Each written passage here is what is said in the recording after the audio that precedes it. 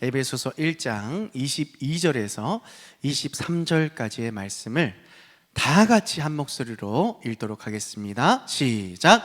또 만물을 그의 발 아래에 복종하게 하시고 그를 만물 위에 교회의 머리로 삼으셨느니라. 교회는 그의 몸이니 만물 안에서 만물을 충만하게 하시는 이의 충만함이니라. 아멘. 할렐루야. 성도님들 참 잘하셨습니다. 물론 얼굴은 조금 피곤해 보이시고 아파 보이시긴 하지만 역시 아름다우십니다. 우리 옆 성도님과 함께 이렇게 인사하시죠. 너무너무 아름다운 당신, 꽃보다도 더 아름다운 당신 사랑하고 축복합니다. 함께 인사 나누겠습니다.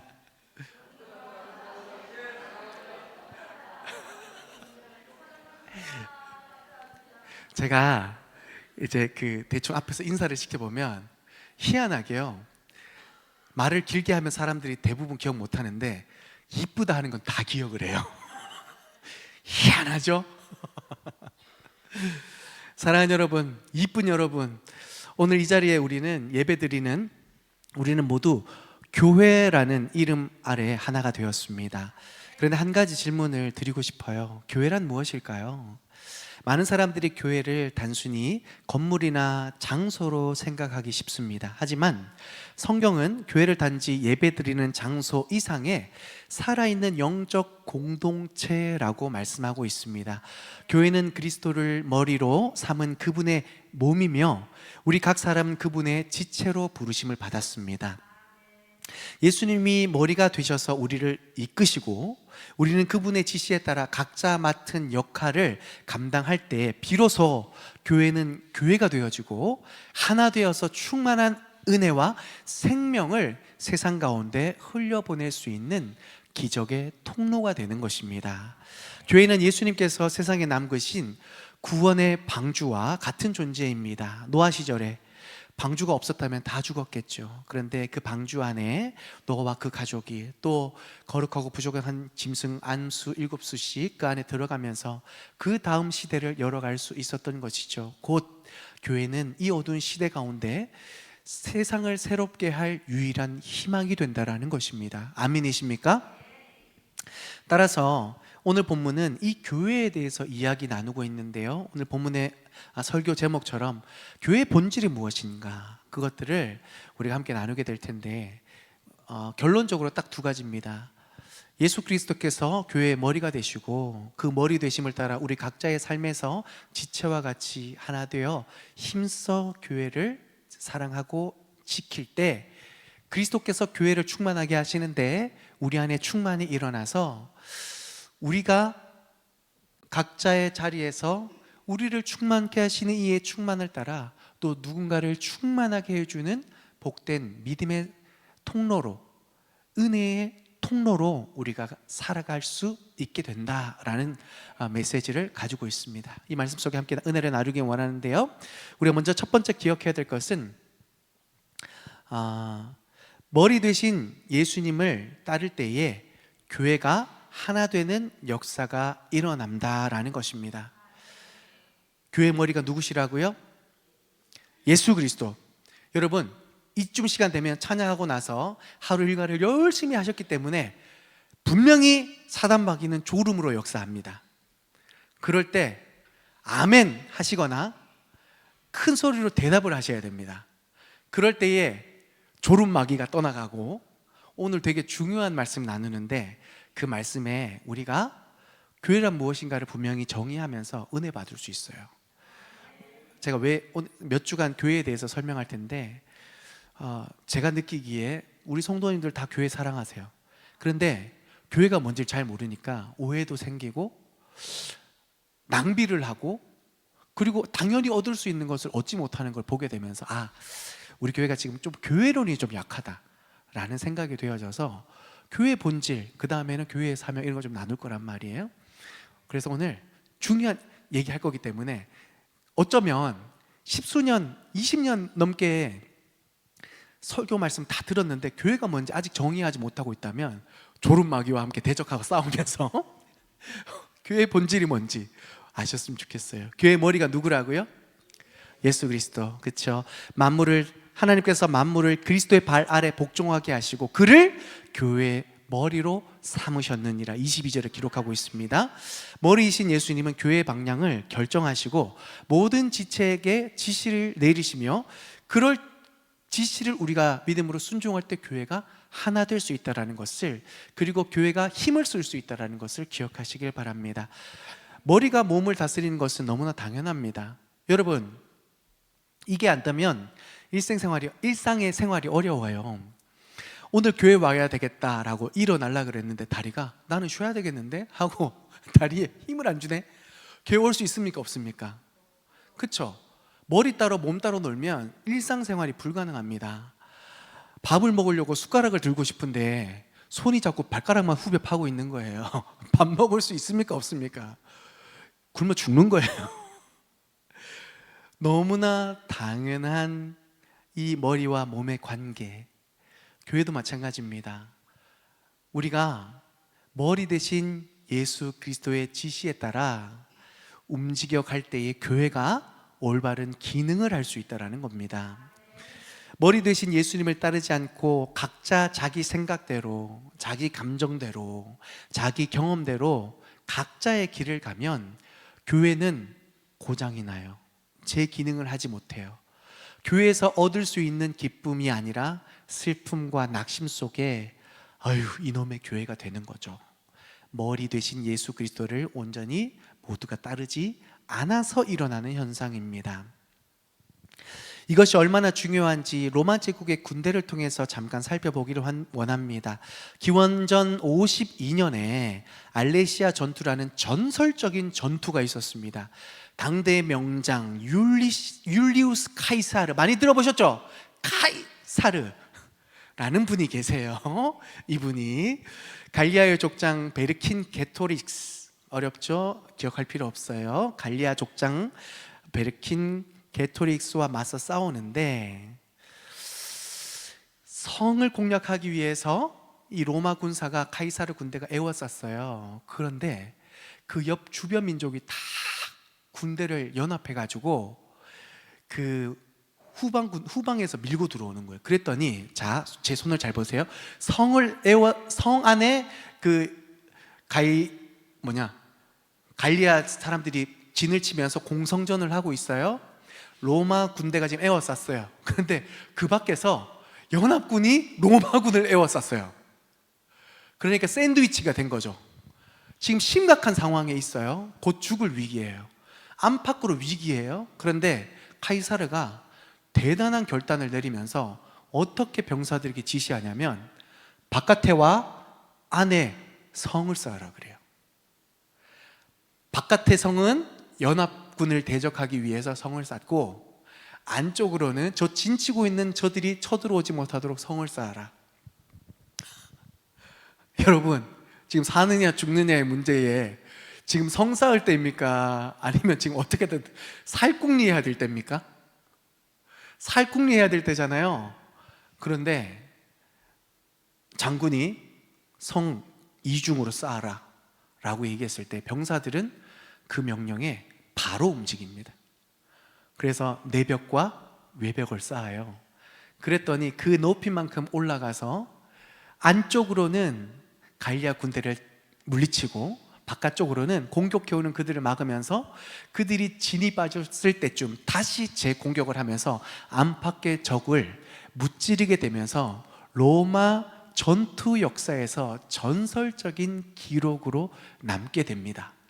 이와 같은 결과가 있을 수 있었던 이유는 장군이 명령했고 그 명령에 무슨 말도 안 되는 소리냐가 아니라 명령이 떨어지자마자 곧바로 복종했고 그 말에 민첩하게 움직였던 병사들의 협력이 있었기 때문입니다. 반대로요, 기원전 9년에 토이토부르크 숲 전투에서 로마군은 전혀 다른 전투를 경험합니다. 로마 장군 바루스는 게르만족의 매복 공격을 받았고 그때 신속하게 방어 진지를 구축하라는 그 장군의 명령이 곧바로 이어졌는데 기습을 당하니까 너도나도 무슨 지금 진지를 구축한단 말인가, 나 살기 바빠서 다들 흩어진 거예요. 그리고 각자의 자리에서 각자의 생각으로 싸움을 벌였던 거죠. 그랬더니 규모가 충분히 싸워서 이길 수 있는 수적 상황이었음에도 불구하고 명령에 따르지 않아서 괴멸됩니다. 참혹한 결과를 맞이해요. 이 두 전투의 차이가 뭡니까? 둘 다 불리했어요. 그런데 한 부대는 그 불리함 속에서도 리더자의 명령에 100% 복종하면서 승리를 거머쥡니다. 열세 속에서도 승리를 거둬냅니다. 그런데 수적 우위에 있음에도 불구하고 명령을 따르지 않으면서 처절한 패배를 당하게 됩니다. 머리가 얼마나 중요한지, 그 머리에 어떤 신호와 명령에 따라 몸이 움직이는 것이 얼마나 중요한지, 교회의 머리 대신 예수 그리스도의 말씀 앞에 왜 우리가 철저하게 순종하고 복종해야 하는지를 단편적으로 보여주는 중요한 사례입니다. 이 교훈을 교회에 한번 적용해 봤으면 좋겠습니다. 교회는 예수 그리스도의 지휘 아래 하나로 움직이는 공동체입니다. 아멘이십니까? 예수님이 우리의 머리이시고 우리는 그분의 몸입니다. 그러므로 그분의 지시에 따라 각자가 맡은 역할을 충실히 감당할 때 교회는 온전한 기능과 온전히 하나가 되는 은혜를 누리게 되는 것이죠. 히브리서 13장 17절은 이렇게 말씀하십니다. 너희를 인도하는 자들에게 순종하고 복종하라 라고 권명합니다. 여기서 사용된 헬라어 페이데스테라는 이 단어는 순종하라 이 뜻이 단순한 일시적인 순종이 아니라 지속적이고도 끊임없는 존중의 태도를 가리키고 있습니다. 이 구절에서 저자는 지도자들이 성도들의 영혼을 위해 깨어있는 목자의 역할을 맡았음을 암시하면서, 이는 그들이 마치 목자가 양을 돌보듯 성도들의 영적 유익을 위해 최선을 다해 헌신하고 있다라고 미리 말해주고 있는 것이죠. 그런 지도자들을 교회의 머리이신 그리스도께서 세우셨습니다. 그리고 그 지도자들로 하여금 이 교회를 이끌고 돌보게 하십니다. 따라서 성도들은 예수 그리스도께서 그 몸이 교회를 세우기 위해서 지도자들을 세웠을 때에 그들을 끊임없이 존중하고 그들의 지도에 순종하고자 하는 마음의 자세가 정말 중요하다라는 것이죠. 성도들이 교회 지도자들에게 순종하고 협력할 때 교회는 기쁨과 평안 속에서 하나가 될 수 있는 것입니다. 반대로 순종하지 않고 불협화음이 일어나게 된다면 지도자들은 고통과 슬픔 속에서 사역하게 되고 또 그것이 교회 성장에 큰 해가 될 수 있다는 것을 우리는 주변의 많은 교회들의 사례를 통해서 발견하게 되죠. 히브리서 저자는 이 상황을 차라리 해롭다라는 표현으로 설명하고 있습니다. 차라리 해롭다. 무슨 말이에요? 열심히 애를 쓰는데 그 결과는 다 안 좋다. 해롭다. 기쁨을 얻기 위해서 각자 자기의 어떤 열심으로 일을 했지만 그 결과는 상처와 미움과 다툼뿐이다 라는 것이죠. 교회 연합과 성장을 위해서 그리스도 머리 되신 예수님께 순종하고 그분이 세우신 지도자들을 존중하며 따라야 할 필요성을 히브리서에서는 기록하고 있는 것입니다. 하나님께서 우리를 목사로, 장로로, 집사로, 권사로 후회함 없이 불러주신 줄 믿습니다. 우리 한 사람 한 사람을 통해서 하나님은 이 세상의 마지막 희망인 이 교회를 아름답게 세워가면서 교회를 통하여 그리스도의 소망을, 그리스도의 은혜를 세상 가운데 흘려보내기를 주님은 기대하시는 줄 믿습니다. 그 하나님의 사명을 위해서 우리 한 사람 한 사람을 리더자로 세우신 거예요. 얼마나 중요하고 아름다운 직분입니까? 서로 존중하면서 서로를 세워주는 믿음의 실천이 우리 공동체 가운데 가득할 수 있기를 기대합니다. 여러분, 그래서요, 이 직분을 우리가 바라볼 때 하나님께서 그냥 주신 게 아니라 세상을 향한, 우리 교회를 향한, 그리고 무엇보다도 여러분 한 사람 한 사람 심령을 위해서 이 귀한 직분을 그의 핏값으로 주셨다라는 것 꼭 기억하시길 바랍니다. 그래서 저는 우리가 이런 마음이 있었으면 좋겠어요. 아무리 친하다고 해도 여러분, 교회 안에서 누구야? 라고 이름 부르지 마세요.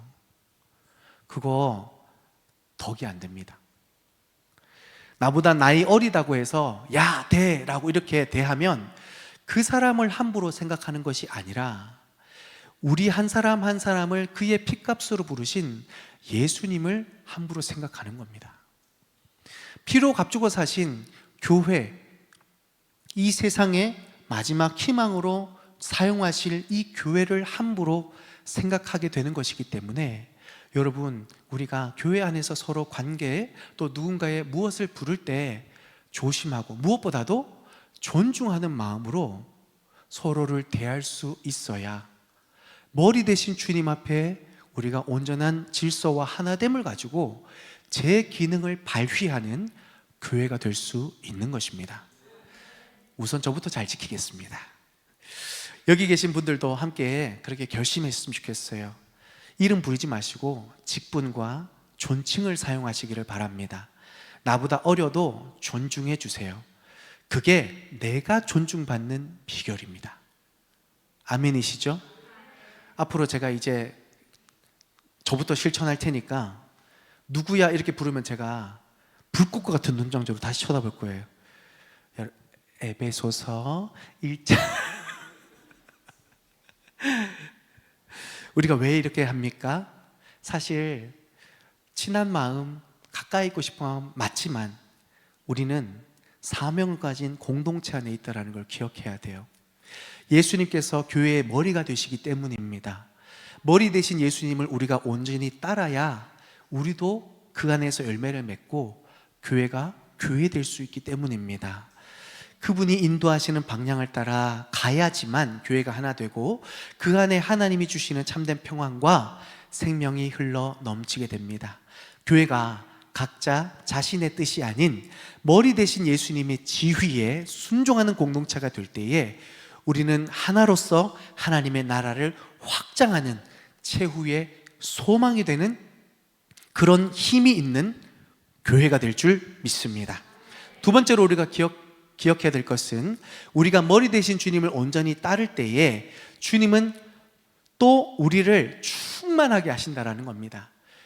어떤 첫 번째가 너무 율법이라고 생각하지 말고 우리가 이것을 믿음으로 순종하며 따를 때에 예수님께서 우리로 하여금 충만하게 하시는 은혜를 주신다라는 겁니다. 23절에 이렇게 기록하죠. 교회는 그의 몸이니 만물 안에서 만물을 충만하게 하시는 이의 충만함이니라. 충만함이라는 그런 양적 가득함이 아니라 하나님의 완전하신 은혜와 사랑, 능력이 우리를 능력의 손으로 확 잡아주시는 상태를 말하는 것입니다. 무엇을 하든지 어디 가든지 주님이 꽉 잡아주시는 은혜가 가득 일어나게 된다라는 것이죠. 머리 대신 예수님께서 교회를 이끄시고 방향을 정하신다면 충만하게 하시는 예수님은 그분의 사랑과 생명으로 교회를 넘치도록 채워 세상에 그 은혜를 흘려보내도록 이끄신다라는 것입니다. 이를 이해하기 위해 오병이어 기적 한번 생각해 보실까요? 이 기적은 예수님의 채우심은 부족함이 없다라는 것을 보여주고 있습니다. 요한복음 6장에 나오는 이 사건을 통해서 떡 몇 개요? 예, 살짝 눈이 이제 이러시는 분이 계셔가지고 떡 2개요? 그렇죠? 떡 5개와 물고기 2마리. 누구나 다 알지만 잠 오면 생각이 안 나요. 떡 5개와 물고기 2마리. 이걸로 5,000명을 어떻게 먹입니까? 그런데 이 부족한 것이 예수님 손에 붙들릴 때에 5,000명이 배부르게 먹고 12광주리가 남았습니다. 부족한 인생이라 할지라도 주님이 붙드시면 차고 넘치는 은혜의 역사가 일어난다라는 것이죠. 교회에 여러 가지 부족한 담임 목사, 부족한 여러 가지 상황들, 또 뭐 굳이 말 안 해도 여러분 다 아시지만 이 부족함 가운데 우리는 불안에 떨 것이 아니라 주님이 붙들어 주시면 공급해 주십니다. 차고 넘치도록. 그리고 많은 사람을 배부르게 할 수 있는 하나님의 기적으로 사용하시겠다고 말씀해 주셨어요. 그분의 충만을 기대하며 나아갈 수 있기를 소망합니다. 또 요한복음 15장 포도나무 비유를 통해서 그분의 충만함이 교회를 통해 흘러간다라는 것을 말씀해 주십니다. 나는 포도나무요 너희는 가지라. 가지는 포도나무에 붙어 있을 때에 생명을 유지하고 열매를 맺습니다. 그렇지 않으면 곧 말라버리게 되죠.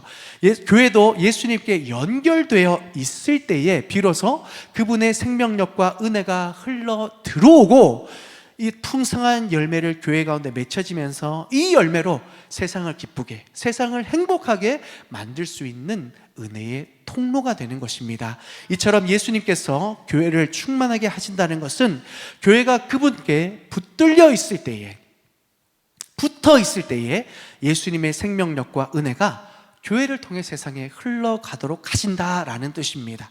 마지막으로 성령을 통해 부어주시는 그 충만함으로 교회가 세상을 변화시키며 나아갈 수 있게 되는 것을 기억하셨으면 좋겠습니다. 사도행전 2장에서 5절 성령 강림 사건이 일어납니다. 제자들은 성령의 충만함을 받아서 뭐 하게 되죠? 담대하게 그리스도 예수의 복음을 전파하게 되면서 땅 끝까지 복음이 증거되고 복음이 증거되는 곳에 기적이 일어나고 하나님의 나라가 임하게 되고 죄에 얽매였고 소망이 없었던 그들의 어두운 심령 가운데 주님의 참빛이 비추어지게 된 줄 믿습니다. 복음이 증거되는 곳에 세상이 변하고 복음이 증거되는 곳에 어두운 것들이 떠나가고 복음이 증거되는 곳에 새로운 하나님의 역사가 시작된 것을 우리는 성경을 통해 발견할 수 있었습니다. 따라서 우리가 성령 충만함으로 믿음의 삶을 세상에 살아가면서 하나님의 복음을 위하여 하나님의 나라를 위하여 헌신하며 나아갈 때에 우리를 통하여 세상이 변하게 된다는 것이죠. 정리해보면 머리 대신 예수님을 따르며 교회가 하나로 연합할 때 예수님께서는 우리를 그분의 충만함으로 채워주십니다. 이 충만함은 단순히 교회 안에 머무는 것이 아니라 세상으로 흘러가 하나님의 사랑과 은혜를 전파하는, 그래서 세상을 바꿀 수 있는 하나님의 기적의 통로로 사용되게 되는 것이죠. 오병이어의 기적처럼 주님은 충분한 공급을 우리에게 주시는 줄 믿습니다. 포도나무 가지의 비유처럼 예수님께 연결된 그 삶은 생명력 넘치는 많은 열매를 맺는 믿음의 삶을 살아갈 수 있게 되는 줄 믿습니다. 성령 충만한 한 사람의 그리스도인을 통하여 새 시대를 열어가시는 하나님의 기적이 일어나게 될 줄 믿습니다. 그렇다면 그 하나님의 일을 이루시는 가장 전초기지 이 교회 안에서 우리가 머리 대신 예수님께 복종하고 우리 각자 맡은 자리에서 순종하고 주의 일에 힘쓸 때에 이와 같은 아름답고 놀라운 일이 우리를 통해 일어나게 되는 것이죠. 말씀의 결론을 맺습니다. 사랑하는 성도 여러분, 오늘 우리는 에베소서 1장 22절, 23절의 말씀을 통해서 예수님께서 교회의 머리가 되시고 동시에 교회를 충만하게 하시는 분임을 배웠습니다. 예수님이 머리가 되셔서 우리를 이끄시고 우리가 그분의 지시에 따라 순종하며 하나로 연합될 때에 교회는 비로소 그리스도의 몸으로서의 온전한 기능을 다할 수 있습니다. 그리고 그때 예수님께서는 자신을 충만한 은혜와 사랑으로 우리를 채워주시고 그 사랑이 세상에 흘러갈 수 있도록 우리를 그 충만함으로 사로잡아 주시는 것이죠. 그렇다면 이 진리를 바탕으로 우리가 어떻게 살아가야 될까요? 이게 결론입니다. 어떻게 그래서 살아가야 될까요? 먼저 머리 대신 예수님께 온전히 순종하는 삶을 살아가야 됩니다. 교회는 그분을 따라, 그분의 뜻을 따라 움직이는 공동체이며 우리 각자는 예수님의 지시를 따라 각자의 역할을 충실히 감당해야 합니다. 때로는 내 생각과 다르고 이해하기 어려운 순간이 찾아온다 할지라도 예수님을 교회의 머리로 인정하며 그분의 말씀에 순종하는 자세가 필요합니다.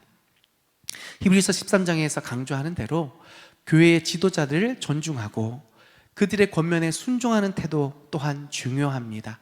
이는 단지 사람에게 순종하는 것이 아니라 머리 되신 예수님께서 교회를 인도하는 방식에 순종하는 것입니다. 곧 그리스도께 순종하는 것이죠. 우리가 서로를 존중히 여기며 교회의 질서를 세우기 위해 노력할 때에 교회는 그리스도의 몸으로서 그렇게 건강하게 자라나게 됩니다. 둘째로, 충만하게 하시는 예수님의 은혜를 세상에 나누는 삶을 살아가야 됩니다. 예수님께서는 교회를 자신의 사랑과 능력으로 충만하게 하시며 우리의 받은 은혜가 교회 안에만 머물지 않고 세상으로 흘러가기를 원하십니다. 우리의 삶이 예수님의 은혜와 사랑으로 가득할 때 우리는 이웃과 사회에 하나님의 사랑을 전하는 그런 통로가 될 수 있습니다. 오병이의 기적을 통해 보여주신 것처럼 우리의 헌신이 비록 작고 연약해 보일지라도 주님이 함께 하시면 그 작은 헌신도 위대하게 쓰임받을 수 있게 되는 것입니다. 그럼 우리 각자는 교회 안에서 자신의 은사와 재능을 통해 섬기고 또 충만함을 경험하고 그 은혜를 나누며 살아갈 수 있는 저와 여러분이 될 수 있기를 소망합니다. 오늘 이렇게 새로운 싱어가 섰잖아요. 너무 잘생긴 저희 이제 싱어는 외모 순으로 뽑기로 했어요. 이게 아니라 교회 오신 지 얼마 안 됐는데 사정을 들어보시고 저라도 쓰일 수 있으면 좋겠습니다 라고 이렇게 하시는데 너무너무 멋지죠? 네. 서 있는 것만으로 은혜가 되죠. 비록 예배 시간이지만 우리 격려하는 박수 한번 할까요?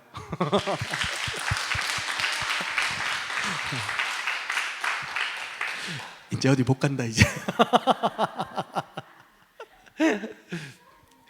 다음 주는 또 기대하십시오. 또 예약돼 있습니다. 뭐냐면 그런 거예요. 솔직히 여러분, 이 세상에는요 완벽한 사람 아무도 없어요. 완벽으로 따지면 저 여기 못 서요. 그런데 하나님 이거라도 쓰십시오. 제가 뭐 그렇게 잘난 건 없지만 열심히 할 자신은 있어요 라고 하면서 제가 열심히 하잖아요. 우리 권사님, 장로님, 우리 집사님 각자의 자리에서 제가 늘 고백하지만 저 여기 처음 왔을 때요, 저를 견디게 만드는 힘은 여러분이었어요. 여러분 없었으면 저 도망갔을지도 몰라요. 그런데 여러분이 각자의 자리에서 땀 흘리고 눈물 흘리고 저보다도 더 고생하시고 하는 걸 보면서 야, 내가 여기 오길 참 잘했다, 이런 마음이 여러분의 헌신을 통해서 일어났던 겁니다. 여러분 너무 감사하고, 그런데 교회는 더 아름답게 성장할 겁니다. 더 아름다운 열매를 맺게 될 겁니다. 아멘이시죠?